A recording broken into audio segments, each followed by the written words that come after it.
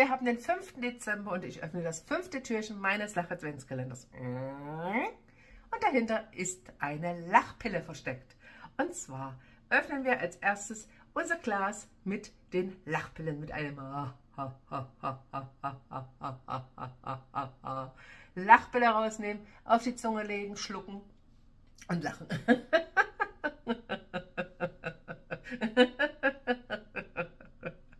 Ihr kennt wahrscheinlich alle die Tage, an denen eine Lachpille nicht reicht. Dafür habe ich was. Wir nehmen wieder unser Glas, machen sie auf mit einem nehmen das Glas und schütten uns alle Lachpillen lachend in den Hals. So.